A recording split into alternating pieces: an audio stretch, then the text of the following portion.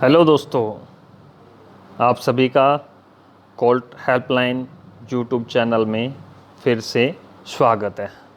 दोस्तों, अगर हमारी जानकारी आपको पसंद आ रही है तो तुरंत हमारे चैनल को सब्सक्राइब कर लें।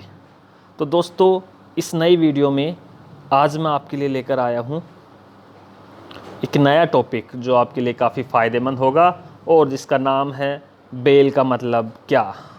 व्हाट इज़ बेल, बेल होती क्या है।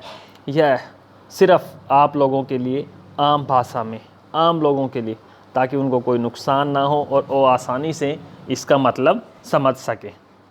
तो आओ दोस्तों, आज की वीडियो शुरू करते हैं। तो दोस्तों, सबसे पहले मैं आपको बताता हूँ कि व्हाट इज़ बेल, बेल होती क्या है। तो देखो, बेल की आवश्यकता हमें पड़ती है क्रिमिनल केसेस में, यानी कि फौजदारी मुकदमों में। क्रिमिनल केस क्या होते हैं, जैसे मान लो किसी का भी लड़ाई झगड़ा हो गया, कुछ भी हो जाता है तो क्या होता है, एफआईआर दर्ज हो जाती है। जैसे एफआईआर दर्ज होती है तो क्या करती है पुलिस, एक्यूज़ को पकड़ लेती है। पुलिस क्या कर लेती है, एक्यूज़ को अरेस्ट कर लेती है और अरेस्ट करने के 24 घंटे के अंदर ही उसको कोर्ट में पेश किया जाता है बिफोर ए जज। फिर जज साहब डिसाइड करते हैं कि बेल को एक्सेप्ट किया जाए या रिजेक्ट किया जाए। देखो दोस्तों, ये काफ़ी लंबा टॉपिक है। एक्सेप्ट और रिजेक्ट किस बेस पे होती है उसमें हम नहीं चलते हैं।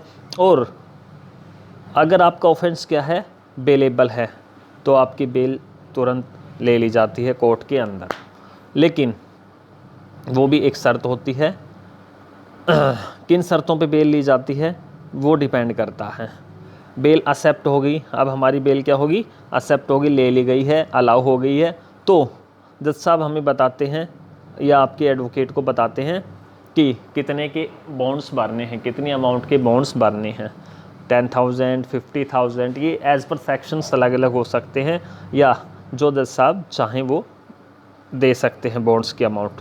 अब जनरली क्या होता है, जज साहब ने कह दिया भाई आप है ना 50,000 के बॉन्ड दे दो, तो 50,000 के बॉन्ड भर दो। जर्नली कॉमन मैन, आम लोग क्या सोचते हैं, 50,000 रुपये हमें जमा कराने हैं, और काफ़ी लोग इसका फ़ायदा भी उठा लेते हैं। तो कहते हैं भाई 50,000 रुपये दे दो, आपकी बेल हो जाएगी। लेकिन इसका मतलब ये बिल्कुल भी नहीं है कि ये जो 50,000 रुपये आपको उनको कैश में देने हैं, राइट। 50,000 रुपये या 10,000 रुपये जितने के बॉन्ड आपके अलाउ हुए हैं, उसका मतलब होता है उतने की कोई भी प्रॉपर्टी के कागजात आप कोर्ट में दो जो आपके ज़मानती के नाम हो, उसका मतलब ये है। और वो प्रॉपर्टी के डिटेल्स बॉन्ड्स में फिल की जाती है। ये 2-3 डॉक्यूमेंट्स होते हैं, पर्सनल बॉन्ड होता है और एक बेल बॉन्ड होता है, उसको भी भर दिया जाता है एक्चुअली ऐसे ऐसे ये आरसी मेरे नाम है या ये ज़मीन मेरे नाम है जिसकी वैल्यू इतनी है, ये उसके नंबर्स हैं। और वो डॉक्यूमेंट्स अलोंग विद डॉक्यूमेंट या तो फोटोकॉपी या फिर अटेस्टेड कॉपी के साथ कोर्ट में जमा कर दिए जाते हैं। ये सब कुछ वेरीफाई करता है कोर्ट के कर्मचारी। ये सब वेरीफाई होने के बाद कोर्ट में सबमिट होगी तो आपकी ज़मानत समझो कंप्लीट, एकदम कंप्लीट। इसके अलावा आपको कुछ नहीं करना है। सिर्फ जो आपका एडवोकेट है वो फ़ीस वगैरह आप पहले ही खोल लेते हैं, ये आपको करना होता है। इसके अलावा कोई भी कैश अमाउंट या कोई भी खर्च आपको नहीं देना होता है। तो ये होगी ज़मानत की पूरी प्रोसेस, बिल्कुल आम भाषा में। अब इसके अलावा कुछ और भी चीज़ें हैं जो इससे रिलेटेड ही हैं और आपको जानना बेहद ही ज़रूरी है। अगर मान लो आपकी बेल डायरेक्ट आपको पुलिस ने पेश नहीं किया, आप कस्टडी में हैं, और फिर 2 दिन बाद 5 दिन बाद अगर बेल आपकी एक्सेप्ट हो जाती है तो क्या करना होता है। ऊपर की प्रोसेस सेम टू सेम है, ये सारा तो सेम है, राइट। इसके अलावा आपको क्या करना है, वही जैसे बेल दे दी, कोर्ट का कोई एम्प्लॉय क्या बनाएगा, रिलीज ऑर्डर बनाएगा, और वो रिलीज ऑर्डर कोर्ट के एम्प्लॉय द्वारा ही जेल में भेजा जाता है।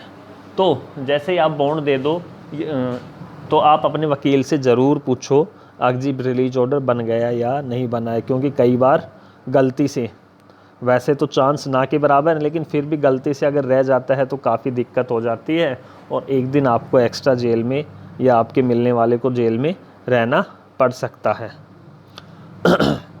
और बॉन्ड भरते समय ये बात भी बिल्कुल ध्यान रखनी है कि जो बॉन्ड भरे, जो पुलिस रिमांड होता है, एज पर पुलिस रिमांड एकदम सटीक सारे सेक्शंस और डेट के द्वारा भरे जाने चाहिए।